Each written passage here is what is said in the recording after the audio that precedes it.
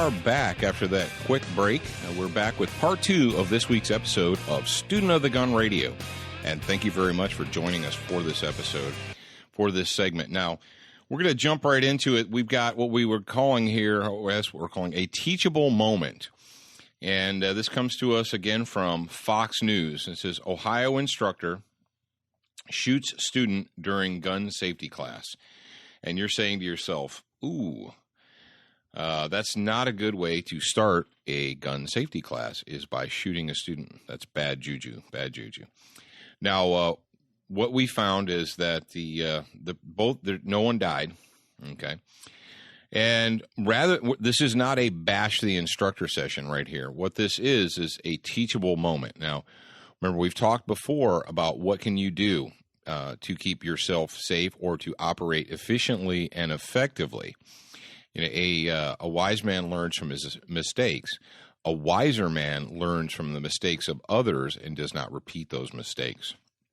Now, the situation we had right here was a 26-year-old student. The 26-year-old student says that the .38 caliber bullet hit him between his elbow and his armpit.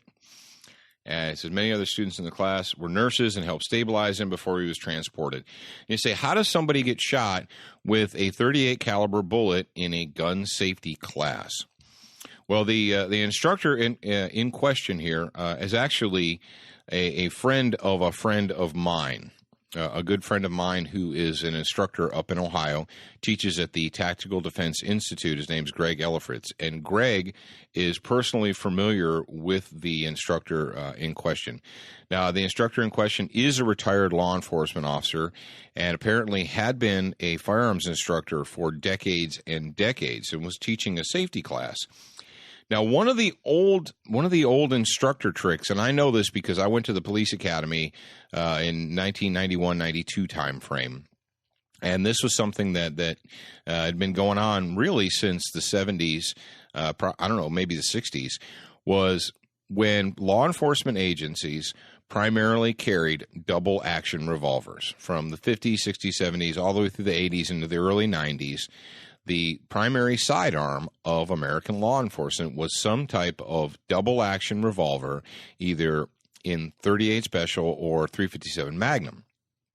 And what they would do in training classes, and they learned this, is to take a piece of .38 or .357 brass, and they would just an empty piece of brass. They would prime it, and then they would take the brass and they would either load it with a waxed cotton ball, a ball of waxed cotton, or they would just take paraffin wax like your mom or your grandma used in canning. They would push the case down cookie cutter style, and what they would end up with is what they called a wax bullet. And you could use these in demonstrations and in classes and in force-on-force exercises, because even though the wax bullet or the cotton bullet hurt a little bit, it was just driven by the primer, and it really wasn't enough to injure or kill anybody. And that worked for years and years and years. Now, obviously, you have to maintain very, very strict safety protocols when you do something like that. Because why? Well, because it's still a live gun. It's still a real gun that is capable of chambering real ammunition. And this is it worked, and it was one of those situations where you work with what you've got. Back then, back in the the 60s, 70s, 80s, simunitions guns were not prevalent. You had some paintball stuff coming up, but paintball was rather impractical because the guns didn't look or function like actual firearms. But here we are in 2013. It's 2013 now, and what we have available to us as firearms instructors or firearms students is a lot of replica guns that are non-guns. They look and they function like real, genuine firearms, but they don't chamber or fire live ammunition. We have airsoft guns that are one-to-one replicas. We have specially designed paintball guns or paint firing guns that look like real guns. And then you have your simunitions guns. You have simunitions or FX guns that fire a paint marking cartridge but cannot chamber a live round. And in the year 2013, or even 2012, if you went back a little bit, there really is no reason to still use wax bullet loads. And what I've been told, what happened in this situation from the information that I've gotten is that the instructor assumed that what he had were the wax dummy bullets and not live ammunition. It's bad juju. It's bad juju.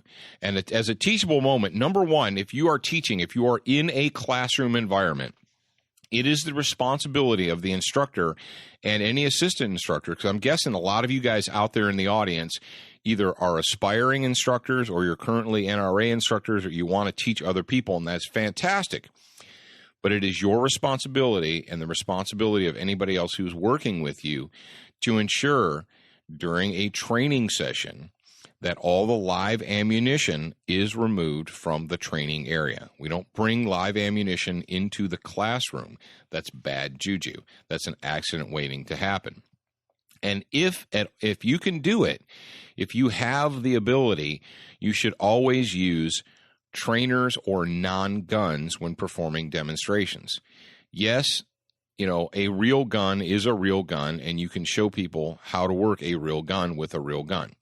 But it's a live firearm, and there's always a chance that, an accident could happen. If you don't need, I guess my suggestion to you is, if you do not need to have a live firearm in the classroom, if there's no need for it, if you can replace it with a substitute, with a dummy gun, with a replica gun, do that instead. You're always better off. And not only that, but think about it. If you've got non-guns, if you have dummy guns, and it's time to take a break, time to go to lunch, time to do whatever, you can put those in your Rubbermaid tote and not really worry about them. If somebody steals your rubber plastic gun, yeah, it's going to make you sad, but it's not that big of a deal. It's not like someone stealing a live gun from you. Okay. If someone steals your airsoft replica gun, yeah, you'll be sad, but no one's going to rob a bank with your airsoft gun. Well, maybe they will, but it's going to be a bad day for them if they do that. My point is this: if you are a firearms instructor, if you are an aspiring instructor, if you think, man, I really want to do that, I want to become an instructor, it is absolutely 100% your responsibility to maintain a safe environment within that classroom. There's no getting around it. And you have to set the tone. When you get up there, you have to set that tone. If you don't set it yourself, your students won't do it. They're going to take their clue from you. If you're serious about safety, if you lay out the rules, you don't have to be a Nazi. You don't have to be a jerk. But what you do have to be is strict and disciplined. And that's a problem right now in the United States, is people don't understand discipline. People think that the word discipline or to be strict is somehow a negative, that it means you're a mean person or a bad person or a vindictive person. That's not the case at all. It means you're a responsible person. And as an instructor, you are responsible. Now, this was it wasn't an accident because it could have been prevented. Remember, we talked about that. An accident is something that could not have been prevented by other measures or actions. Negligence is something that could have been prevented but was not. And this was a negligent incident.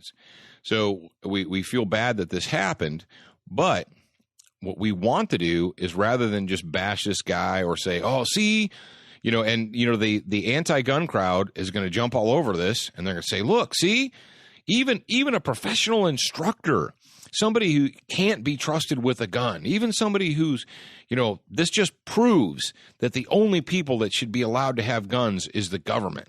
We just need to get guns out of the hands of citizens, and everyone will be safe. But as adults, we know that's not the case. So, teachable moment here.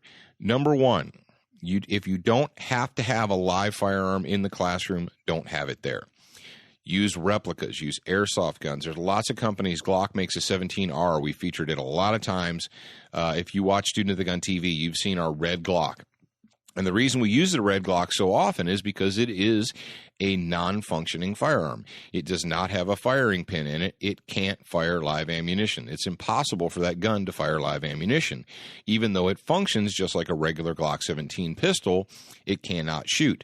So we use that quite often in our demonstrations when we're working with the cameramen and so forth. And because it's bright red, everybody who sees it knows instantly, that's a non-firing gun and it's for training only. So if you're an instructor, if you're an aspiring instructor, you need to know and understand that it's your responsibility to keep that classroom safe and to keep training efficient and effective and keep people from being shot when they shouldn't be shot. So take a learning lesson from that. Now, I know you guys and gals out there who listen to Student of the Gun Radio, you've been missing our Colorado updates, haven't you? You know you have. You've been sad. Jared, are you sad over there that we haven't talked about Colorado lately? I think a tear's running down my face. Well, it's kind of like the weather. They say if you don't like it, just wait 5 minutes. And apparently with Colorado, if we don't have a story about Colorado, just wait a day or two and something will come out of there. Well, where do we get this? We get it from theexaminer.com. That's the source for our story. And they got the source from NBC KSU TV Channel 9. And it said that the residents of the Oakwood Apartments in Castle Rock, Colorado, have until October 1st to get rid of their guns or they will be kicked out of their homes. That's right. A letter was sent out to all the tenants of the Oakwood apartment complex telling them that they have updated their community policy and states that firearms and weapons are prohibited, and further stating that residents cannot display, use, or possess any firearms or weapons of any kind anywhere on their property. So they can't have pencils. I couldn't live there. I have 2 weapons. Jared is a weapon. Jared's entire body is a weapon. So you're right. You couldn't live there. All right, let's go ahead and examine this for a moment. So remember we said that Colorado has become the state for Californians who think Californians isn't liberal enough. They're trying to out-liberal California.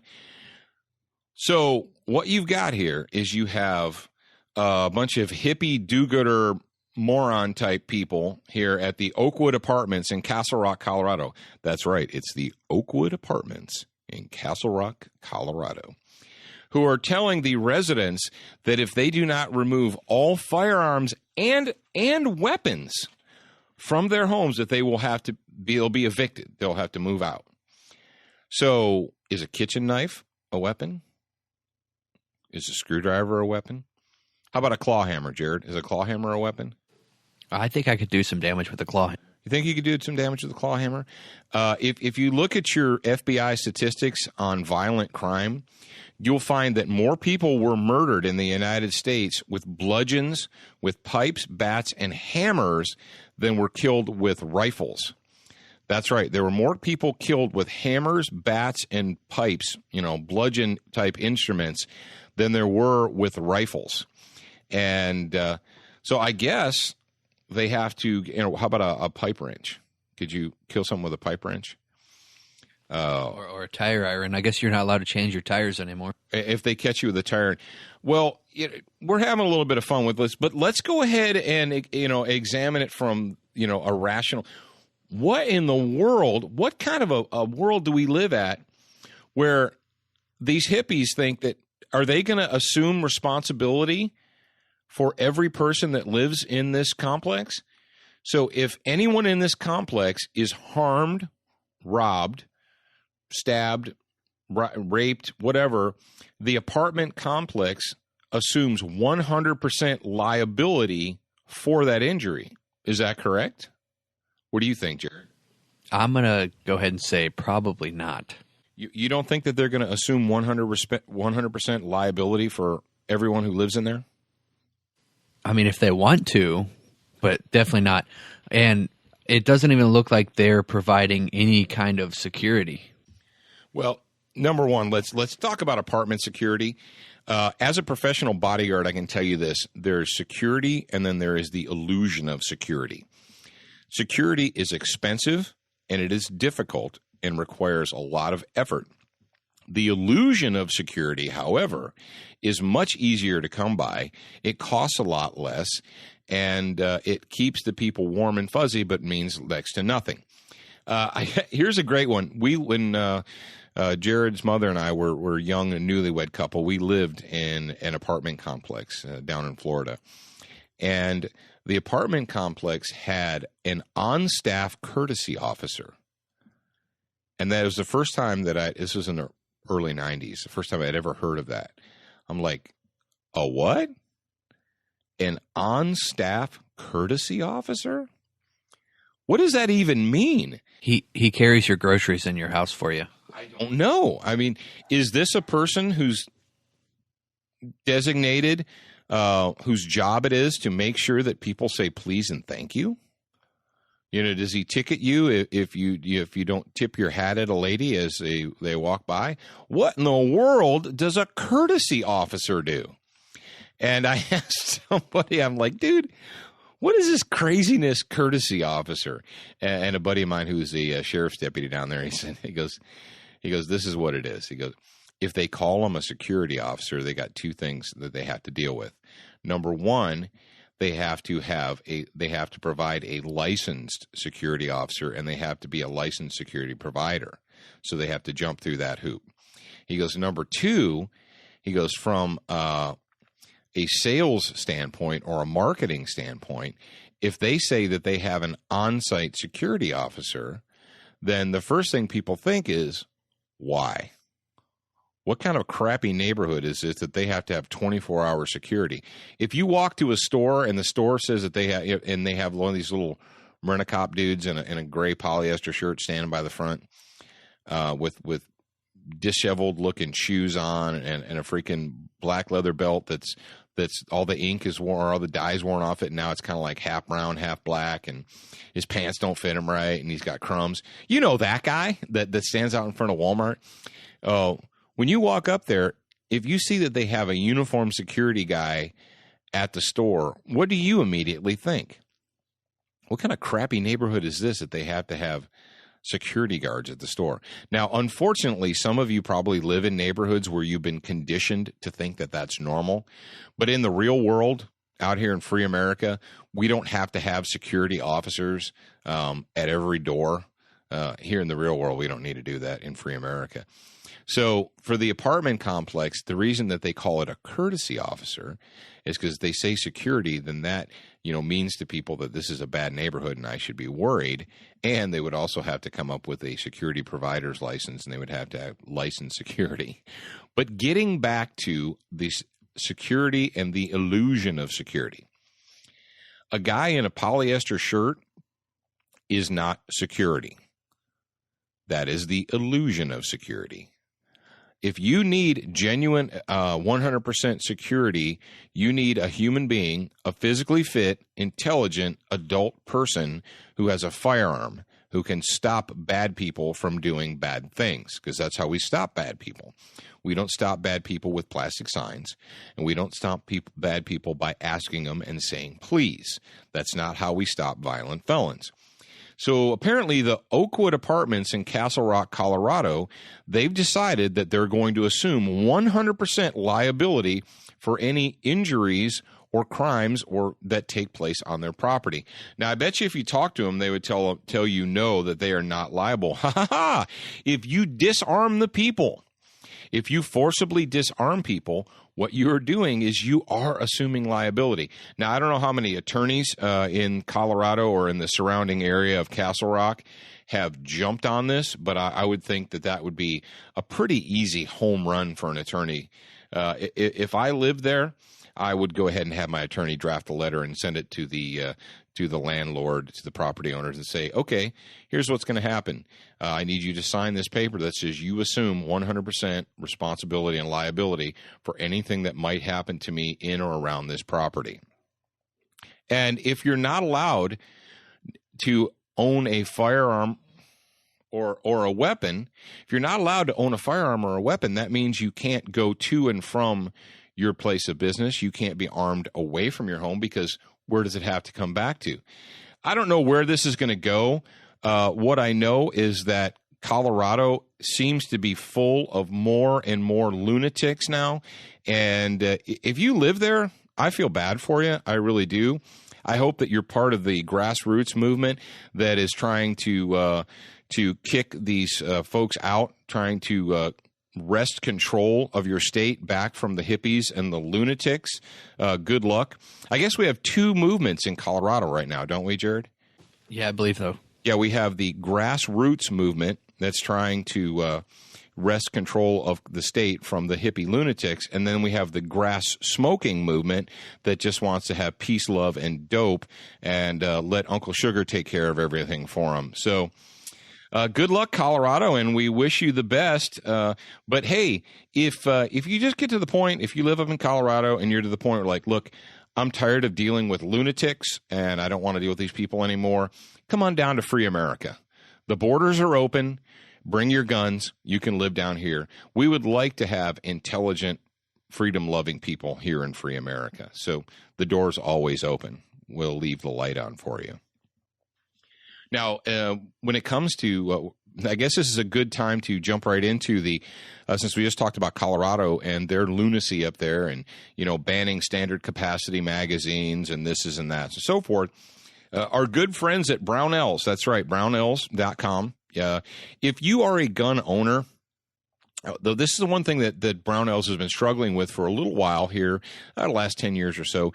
Brownells started out as a company that provided material and supplies to gunsmiths.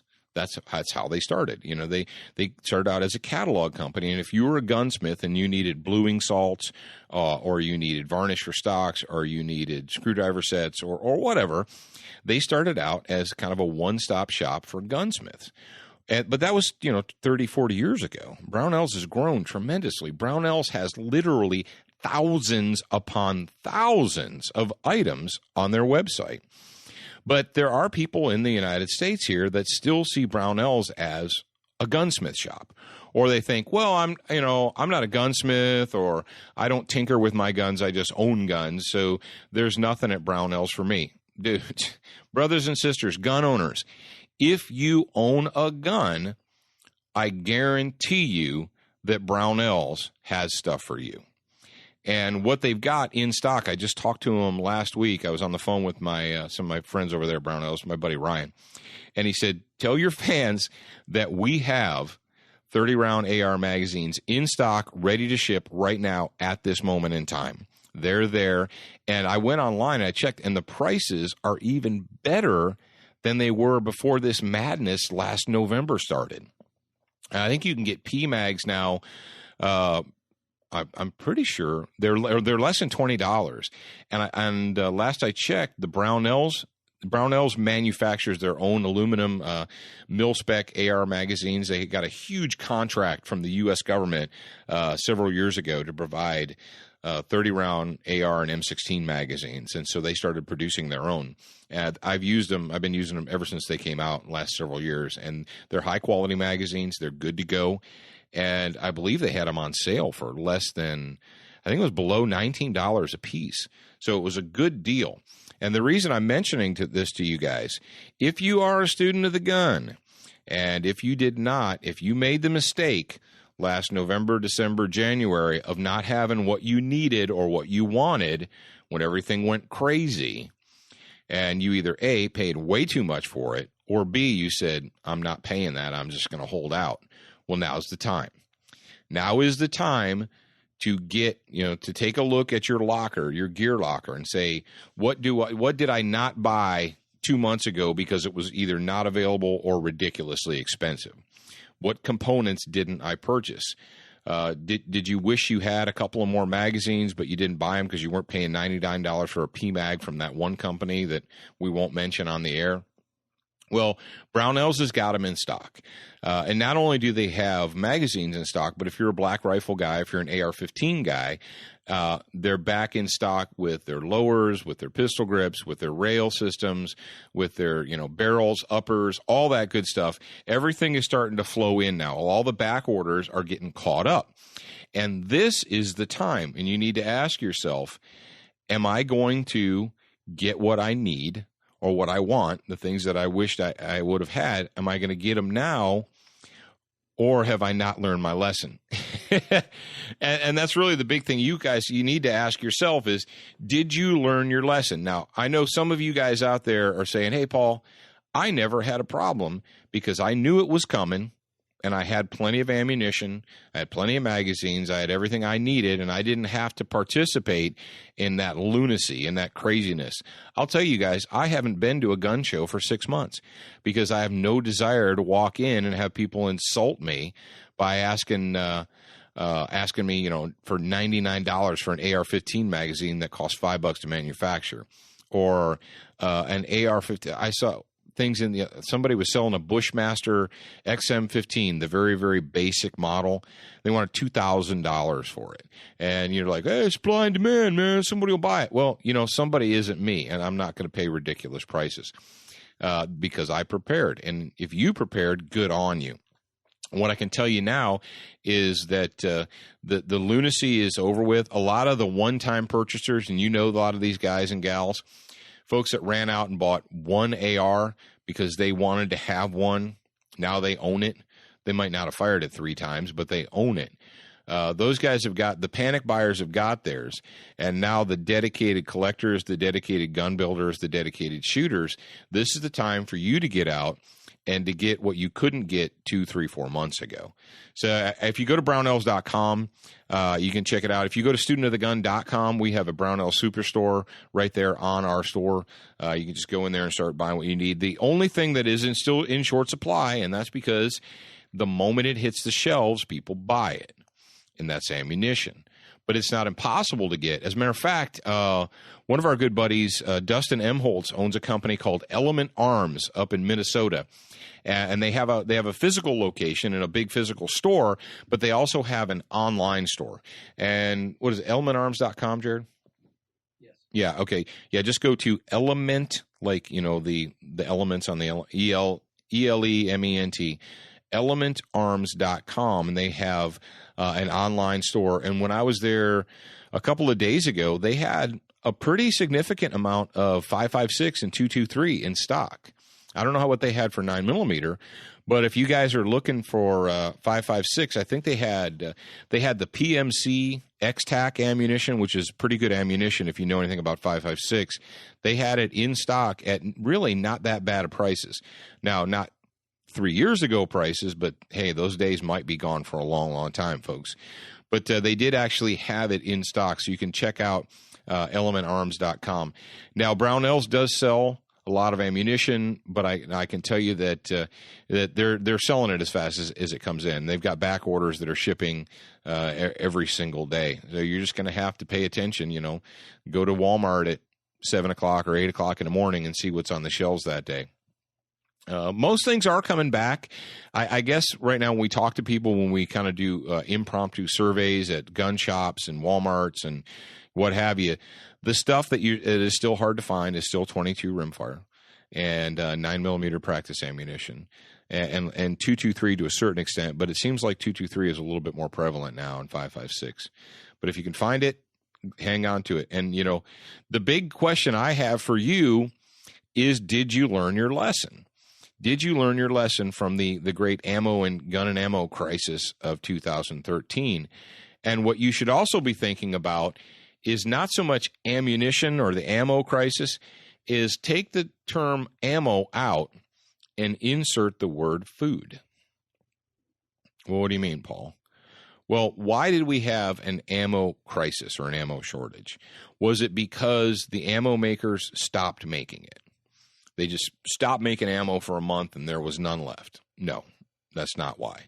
It was because you normally had X customers. You had a normal customer base of X. And then almost overnight, over a period of a week or two, you went from X to X times 5, X times 10, X times 100. You had something like a 1,000% increase in the customer base for said product.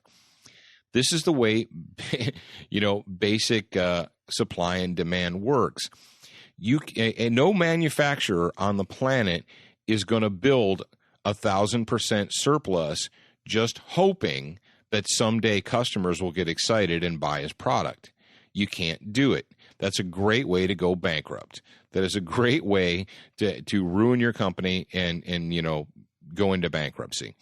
During the 2009, the big scare of 2009, a lot of companies went out and, the Black Rifle boom was on, and they took multi-million-dollar loans out so they could buy new equipment and new parts and so forth. And by the time they were able to manufacture those new parts, the bubble had popped, and they couldn't sell those guns and components, and they couldn't get the money for them. And a lot of companies in 2010 and 2011 ended up either going bankrupt or having to sell off assets. They were in trouble. And so when all this stuff came along back in November and December and then January, everyone out there, you guys, you consumers are like, that's bull crap. These guys need to just build more factories and buy more machines and hire new people. Yeah, you say that because it's not your capital that's being invested. You're not the one who has to go and borrow $5 million from a bank to build a new building and buy new machines, only to have the bubble burst and be out in the cold. Because believe it or not, the banks want their money back. They're not just going to take an oops from you. So when this new crisis hit, these guys who had gotten burned or knew people that got burned were not real hip at, mortgaging their houses and their families just to wait and see when the bubble burst and the people were going to stop purchasing it again. So when it comes down to, did you learn your lesson in, food? Think about it like this. You're in a situation where the grocery stores in your area hold X amount of food for X amount of consumers. They know essentially how much they sell on a weekly, monthly basis. And they sell X. And they stock enough supply to satisfy X times 1, right? Or X times 2. What happens when your consumer base freaks out and you have X times 50? Well, it's not going to be there. It's not because they stopped making canned food. It's not because they stopped baking bread or milking the cows. If you have 100 gallons of milk on the shelf and 1,000 people panic and run into the store to buy them, not all 1,000 people are going to get a gallon of milk. Same thing with canned goods or rice or what have you. It's just simple economics. And it scares the living bejeebers out of me to realize that right now we're in such a fragile state as a nation. One bombing, one incident, one this, one that, sends the entire country into a flat-out panic. It's ridiculous, but it's a fact of life. And if you haven't learned anything from what's been going on here the last couple of years, I don't know if I can even reach you. Maybe I can. Maybe I'll get that little seed in there and you'll start thinking about it. But, if we learned anything from the great gun and ammo crisis, what you should have learned is, it's the whole ant in the grasshopper deal. If you don't remember that from elementary school, store and stock it up now when you have it.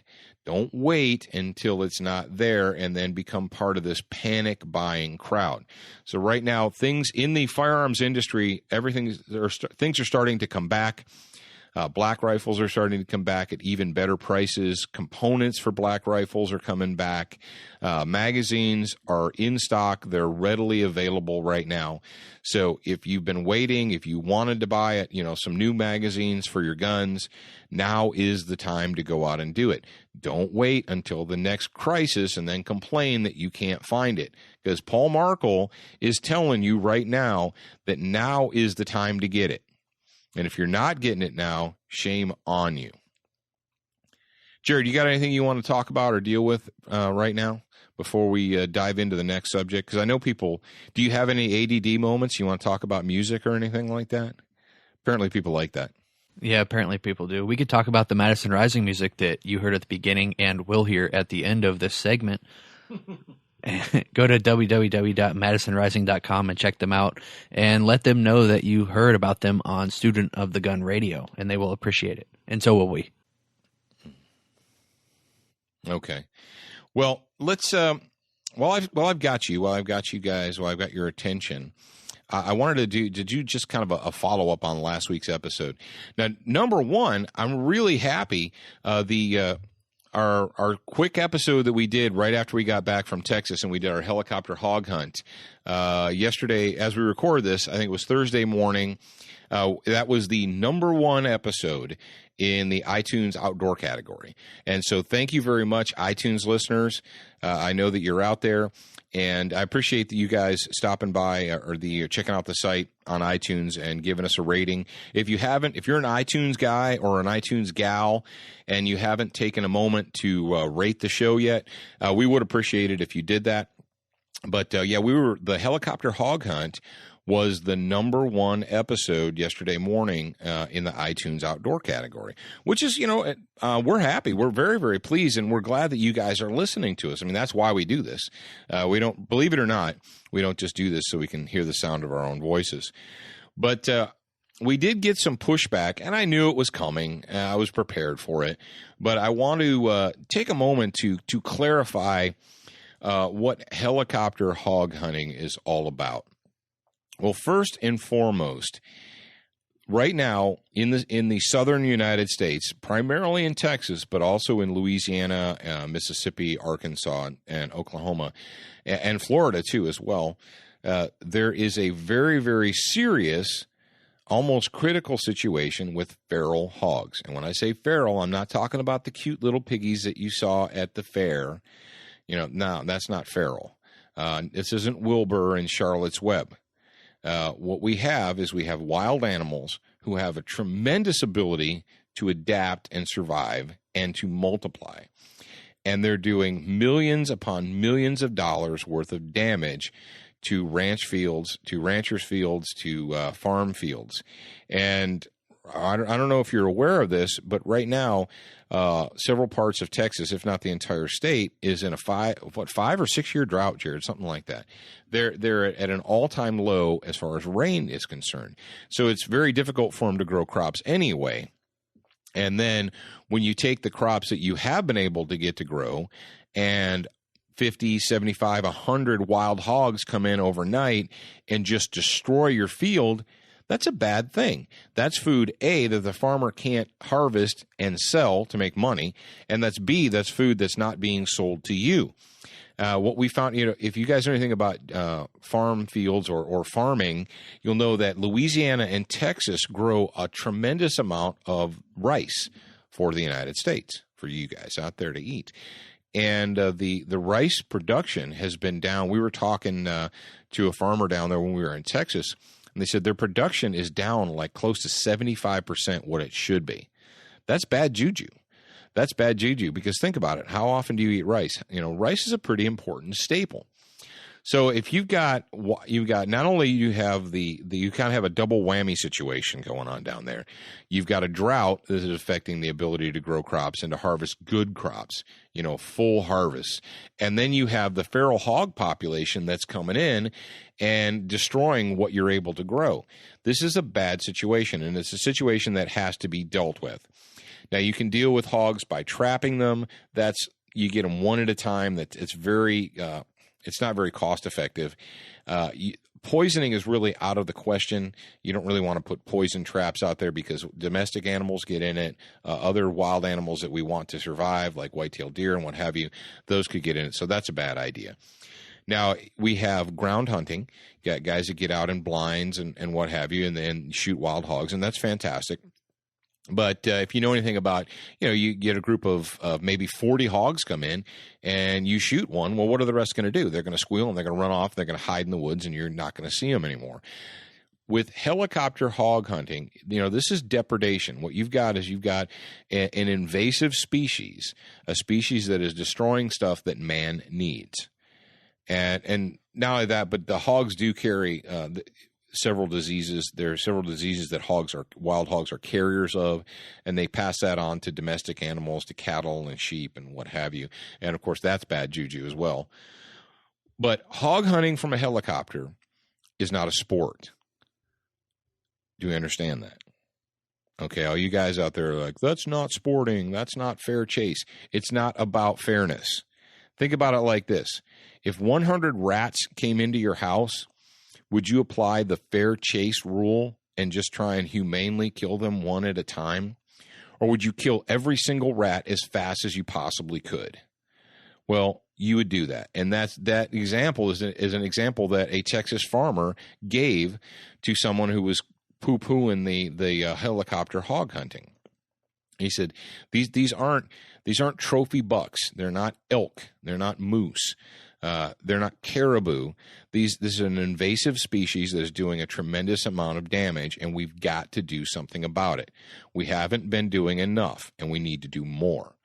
Now, when you're up in that helicopter, the hogs are wild animals. They don't want to be shot, and it is sometimes tough to find them. But once you do find them, rather than taking them in onesies, twosies, you can take them in 5, 6, 7, 10, whatever.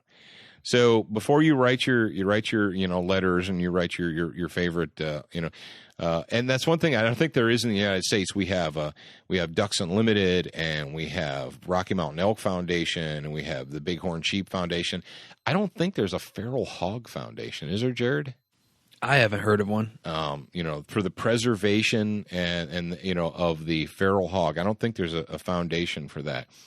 But understand this, and the truth is, dudes and dudettes, that's something that only in America can you do that. Unless you are a very, very wealthy person and you live in a third world country, are you going to be able to pay someone to fly around in a helicopter, shoot a live firearm at a biological target?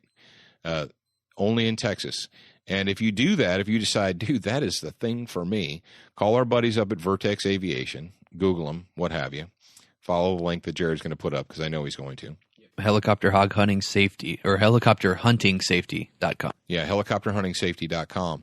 And this is really, talk about once in a lifetime things, or something that you can do and talk about for years to come. It really is an experience. It's an exhilarating experience, but it's killing. It's not a sport. You're not up there to harvest a trophy elk. You're not looking for a 6x6 or a Boone and Crockett. That's not what this is all about. This is all about pest control and pest elimination, but the added bonus is you get to fly around in a helicopter and shoot a rifle. And we've had a lot of people say something along the lines of, oh, it must be easy up there in the air. You can see everything looking down on them, and it's an easy shot. Well, let me tell you something. If you're on the ground shooting at an animal, and you usually go hunting in a blind or whatever you do, from a ground shot, you have a perfectly aligned shot where you are not moving and the animal is probably not moving. Well, when we were flying around in the helicopter, we were averaging probably around 30 knots, which is 65 knots cruising speed. Oh, wow. That's much faster than I thought it was. But we average a 65 knot speed in the air, and we come up on the hogs and they're running. So we've got moving targets, we're moving, and we can't perfectly align our shot because it's kind of hard to make your gun stable while you're riding around in a helicopter. So that's just a little bit of information for you. Think about it like this. I don't know if we mentioned it last week, but it's like equivalent of shooting into a 70-mile-an-hour crosswind. Ask yourself, when's the last time you went hunting for whitetail or what have you and shot into a 70-mile-an-hour crosswind? It's more difficult than you think it is. Now, if you take the one great thing about Vertex is before they take people out to hunt is they have an aerial hunting safety course and that they put you through. And the aerial hunting safety, well, our buddy, what was our guy, RV? Yeah. RV Boyd. Yeah, we met a guy, an engineer, and he booked the hunt. And we were talking to him, and he said, the aerial hunting safety course itself, he said, I'd pay to do that again. He said that was a really excellent experience. You got a lot of really good information, and then they take you out in the helicopter and you practice, on non-biological targets. But he said, man, that's something that you never get to do anyway. But that right there is worth the price of admission, just the aerial hunting safety course to learn something. So we just wanted to do a quick follow-up while we had you guys as kind of our little captive audience and let you know that hog hunting, it's not a sport. It's about pest control. And there's a lot of pests in the state of Texas and all the surrounding areas that need to be controlled because right now they are they're out of control, and you know that. Now, before we let you guys go, we want to remind you, don't forget about Student of the Gun on television. If you want to watch it on your big screen, and you know you do, you can watch it on your big screen on Dish Network Channel 266. That's Sunday nights at 7 p.m. Eastern Standard Time. So set your DVRs if you're a Dish Network subscriber, set your DVRs to the appropriate time wherever you happen to be living, and you can watch Student of the Gun on your big screen TV. And in addition to that, something else that we found, I've got kids. I got a 16-year-old son. Some of you guys have met him or heard from him, Zachary. Zach's got an Xbox 360. And if you guys don't know this, or maybe you do, with your Xbox 360, with the Xbox Live package, you get a lot of different deals. And one of the deals you get is the new YouTube channel. And you can watch YouTube on your big screen TV through your Xbox. Now, I'm guessing, Jared, you can do that through other devices too.